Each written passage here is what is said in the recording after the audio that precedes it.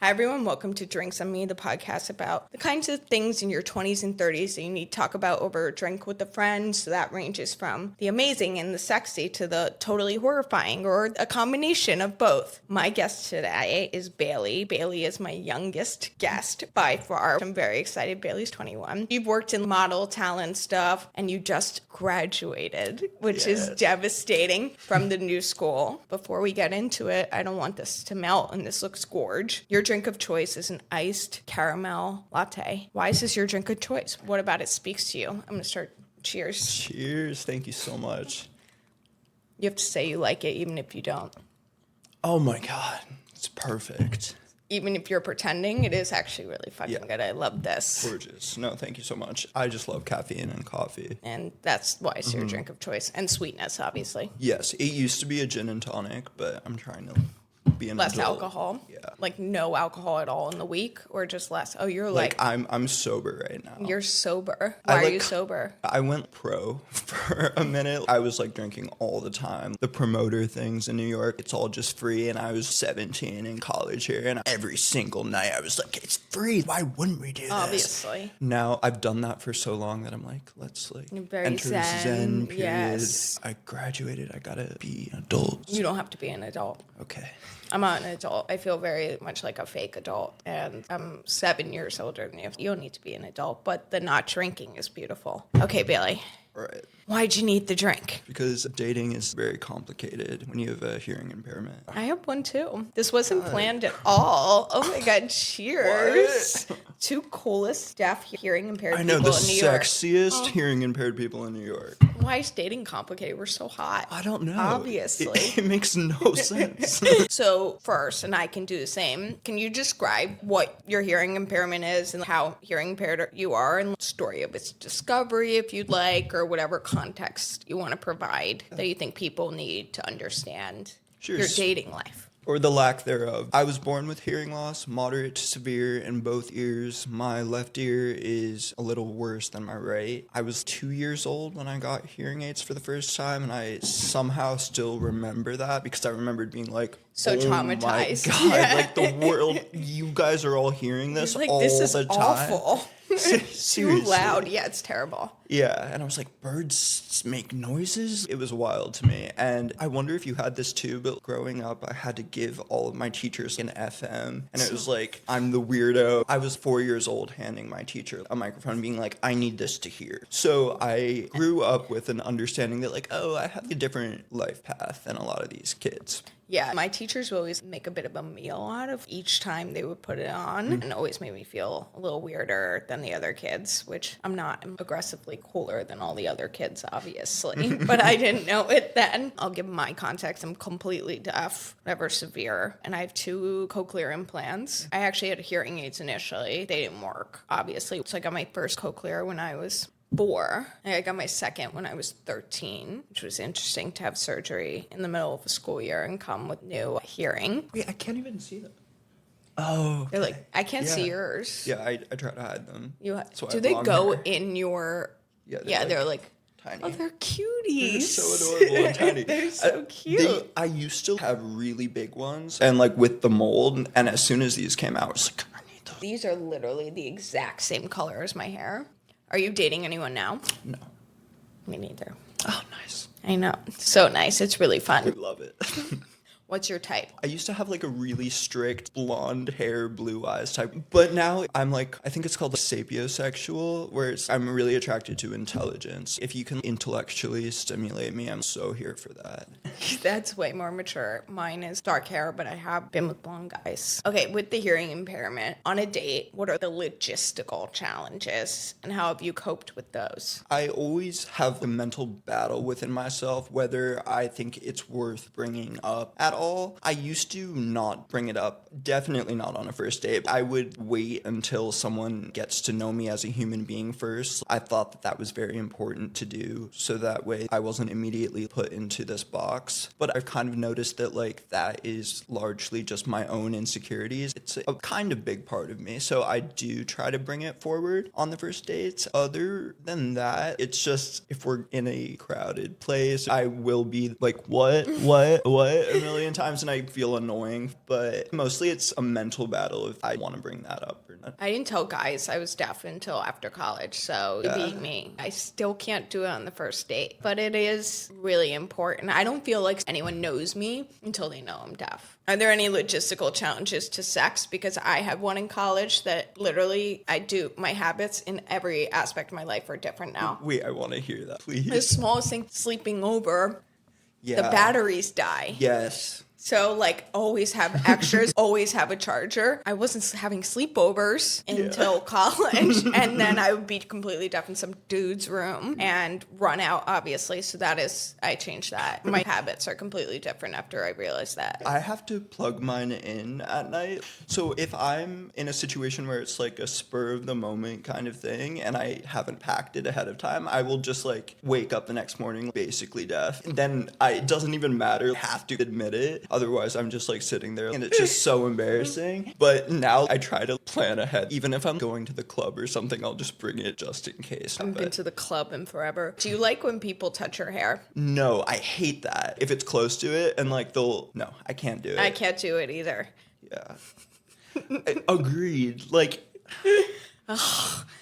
Disabilities. Ugh. I know, it's so frustrating. What's your ideal date? Something adventurous. The most fun date I ever went on was in Morocco, and we were at the marketplace there, and we shopped around, and that was just like an incredible experience. And he knew this one local guy there. We went to his house, and he played a traditional song for us and lit a fire, and it was just an immersive cultural experience. So I like activities. Did you just meet a guy in Morocco, or did you know him before you went on the trip? This is when I was living in Rome, and so I'd met him there, and we took a trip on the weekend. Abroad in Rome. Yeah. That's sexy. I like that. I'm jealous. I was a whore in Italy. It was not cool. Obviously. Well, I need to go to like Italy. this- I'm going to leave the podcast right now and go be a whore. You sort of answered this, but I'll ask again and we'll see if there's more. What are the emotional challenges you feel when you're dating with a hearing impairment? I'm working on this, but I still kind of have this perspective towards it where I'm like, I would be lucky if someone wants to date me with it, which is a really insecure mindset that I'm working on getting better at. But I just have entertained a lot of relationships where I don't necessarily like that person, but I'm just like, well, I should just be grateful that anyone even wants to. Growing up with it, and this is probably a result of a million other things other than my hearing impairment, but I just kind of viewed myself as subhuman in a way. I just wanted to experience normal things, but I thought that that wasn't really in the cards for me, so anytime it happened, I would just do anything to sustain it, even if I didn't even like the person that much. So I think the emotional challenge is just building up my self-worth apart from it, and that I'm a full, whole human. Yeah, no, I totally get what you're saying, and they're lucky to date you, but that takes a moment to actually understand that, and so I totally get that. I think mine is probably similar. I think I'm kind of a shut-off person in that realm of my life, and it's because I don't want to tell people, but I want them to know and accept me. But it's like, I guess I'm worried about how they react. And I always worry, is it too much to deal with? Like, do you really want a deaf girlfriend or a deaf wife and deal with it every day? Which is, there's nothing for them to deal with. I take care of myself and obviously want to be supported like anyone else. But I don't even know how to phrase it. But like, there's just this insecurity. Like, do they want to deal with it? Do they want to tell people they have like a deaf wife? There's a stigma, I feel like. But it might just be in our heads. Like, I don't know if it's true. I don't think anyone's like, fuck your deaf wife. Yeah. I mean, if they are, that's crazy. Yeah, then they're not the right person. I actually kind of want to meet someone who would say that because it's so funny.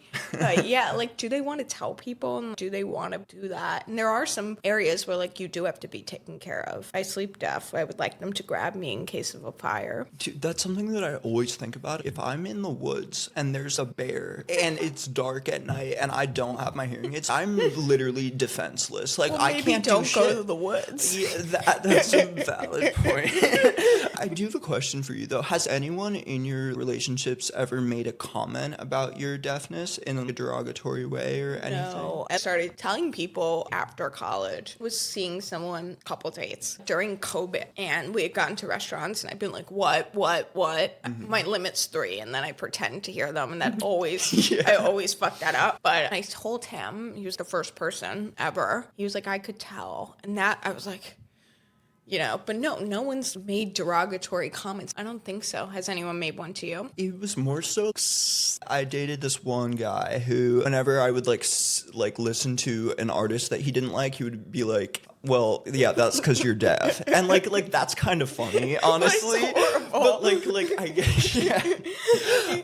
I mean, I can say that to you. Yeah, like exactly. It comes off differently when it's a totally not hearing impaired person saying it to you, and you're like, do you feel like some type of way about that? Other than that, not really. One person, I didn't tell them, and we had been seeing each other for a week, and then we were hanging out, and he was like, when are you going to tell me about the things in your ears? And I was literally horrified, and I was like, what do you mean? And I was like, also like, damn, this entire time I thought he didn't notice, and oh, he did the entire time. But he was totally nice about it. It's just interesting, the mental walls you put up. Reminds me of childhood where kids would be like, what are those things? And I would be like, long story. As a 6-year-old. Going back to the humor, when I was 11, I didn't talk about it. And then I hit 13 or 14. I had joked about it a lot with my family, and that was very comfortable. And I sort of realized that if I joked about it with other people, they would feel more comfortable. And I sort of pimped myself out and shat on my own hearing, made jokes. I started in camp or something and just kept going. And by the way, I think it is funny, and I do make jokes about it, but it's much more on my own terms. I'm very sad for myself that I was doing it in camp, and then I went to do it in school. And the second I joked about it, everyone else started joking about it. And I still have people in my life that constantly joke about it to the point that it's just not that funny. And they're like clearly trying to relate to me in that way. It's not my fault, but like it is my fault. And that sometimes to connect with people, pimp my own deafness out. So I'm trying really hard not to do that anymore. But yeah, I'm like sad for myself that I did that. I did the same thing. Okay, I'm in this position. What do I do about it? And it's like, oh, well, people find it funny. It is funny. By the way, there's a lot of material. Yeah, totally. It is funny, and I can point that out, but not for the sort of pleasure of others. So I'm sad for myself and try to think about that and be like, don't do that anymore. You did not like that. Don't give in to that urge. What do you think you have to offer romantically that others don't because of this? Or anything. We can branch. We're not just hearing impaired, beautiful people. So true. I think I understood social and power dynamics from a young age and how systems of judgment are placed upon each other. Because of that, though, I've really tried to not be that way towards other people, and I really try to make other people feel seen and try to genuinely understand people, because it's something that I wish was granted to me in my childhood, so I really try to do that for others, and I think that I bring that to relationships. Beautiful. That's so beautiful. I'm trying to think what my answer is. It's not as beautiful as that. Listen, I judge people sometimes. I judge when they're stupid or like, you know, I judge people. Right, I'm not saying I'm a saint and I judge no one. I judge people. But I think friendships is probably, this is where this applies more. But I think when people tell me stuff they think is bad or is embarrassing or something like that, I think I'm probably a pretty good audience for that. I have to check with my friends. And I think I just want to give a lot. I obviously have walls, but I do really want to give a lot. I guess maybe I have blocked myself off from it for so long. I'm a softie because of it. Yeah, definitely. I think I'm a softie. Me too. Not superficially, but I think totally softie. I have a good alter ego where I can turn on like a little bit of a cold, bitchy kind of attitude, but deep down, I'm a really sensitive person. Who is your dream romantic partner? By the way, I'm sure the partner you end up with, if you want to end up with someone, is probably going to be completely different from this. But now, what's your dream? It's so bad, but what came to mind was myself. I was like, no. You're like, who is the best person that I know? Perfect person in every way. I think it would be a marine biologist who runs a scientific center in Hawaii. I live there also, and always dealing with sea creatures, has a boat, we go out, super smart, always teaching me stuff. Do you go in the ocean? I want to do the ocean more, but I don't. Okay, it sucks because the ocean is my favorite thing ever, but but I can't hear that well in the ocean, obviously. Still, it's my favorite thing. I went to aquarium camp for 6 years. Coney Island Aquarium, they have a summer camp, and I grew up going there. But what do you do at aquarium camp? You get to be one of the people who feeds the fish. I got to hug an octopus there. There's sea lions, and we threw frisbees to the sea lions. You're like a nerd. I'm such a nerd. I was about to call you a loser, and that was like really really targeted. Really strong.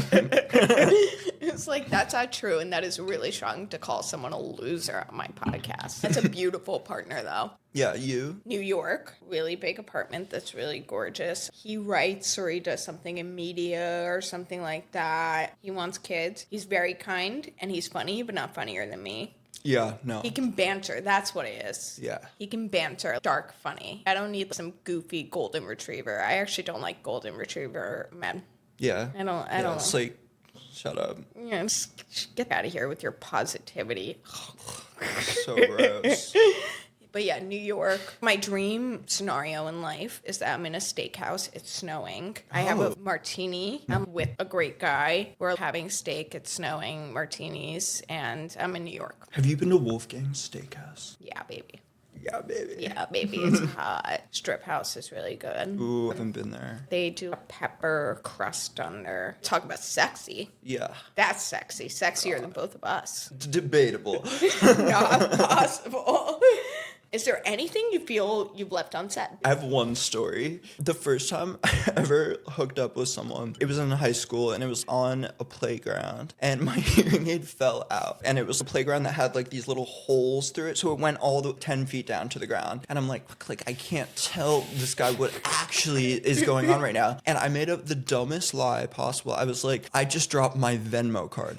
I don't have a Venmo card. Also, nobody has a Venmo card. I have a Venmo card. Are you serious? Yes. Okay. That's weird on your part, but I'm like, I've got to get my Venmo card, and I'm scrounging around where I have my phone flashlight out, and he's looking for my Venmo card with me, and obviously is not finding it, and I finally find it, and I'm like, found it, and he's like, where is it? And I'm like, I didn't find it. And we never saw each other again. Oh my God, that's nightmarish.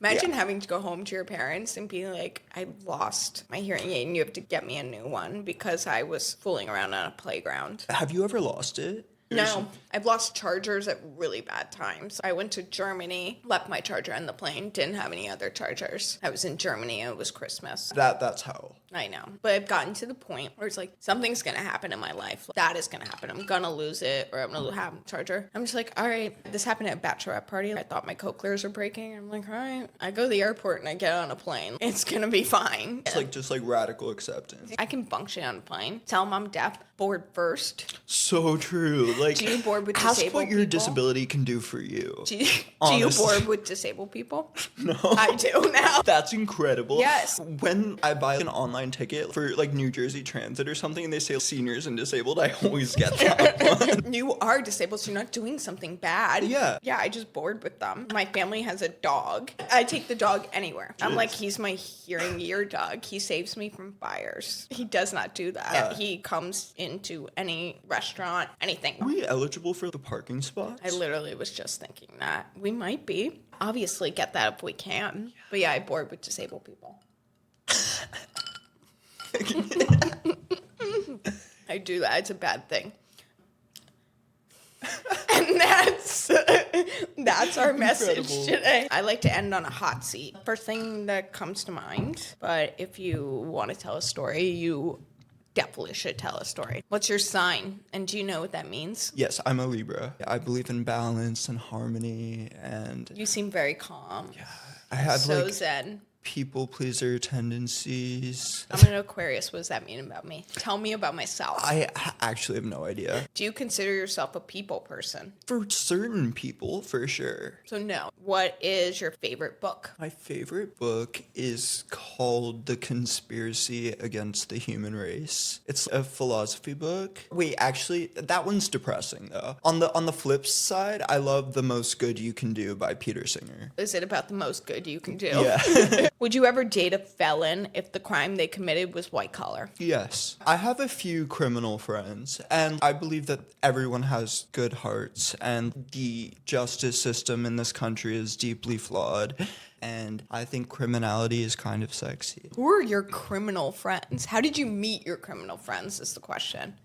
I actually don't want to disclose that, but they're kind people. One of them, if you're watching Ricky, he's stolen hundreds of people's identities. He went to prison for 10 years. He did his time, and he's trying to turn his life around now. But he's a wonderful guy. Is Ricky his real identity now? Honestly, great question. Okay, final question is, where in the world, the entire world, is your favorite place to get a drink? An espresso martini at Maxim's in Paris. That's Drinks on Me. Thanks for coming. Of course, thank you. This was so fun. Thanks for talking about your disability, pimping it out for my podcast. Yeah, of course. Obviously. Gotta be good for something. I need viewers. I need Instagram followers. So what other use is it? Make me famous. I don't know that I would love to be famous, but I do think I would be good at it. I would love to be famous. I think I'd be okay at it. We're on the way. We're on the way. This is making us the two most famous deaf people right after Helen Keller. Who else is deaf that you know? I don't know. Millie Bobby Brown's deaf in one ear. Are you serious? Wait, do you know Millicent Simmons? A Quiet Place? Sorry, I know we ended it, but one last thing, because I adore this woman. When I was 10, I was an extra in this movie called Wonderstruck that's about a deaf child, and she was the main actress in it. That was the first time that I was introduced to her, and now I'm like her biggest fan. She's completely deaf, and she just did this ballerina movie where she plays a deaf ballerina, and I want everything great for her. Have you met her?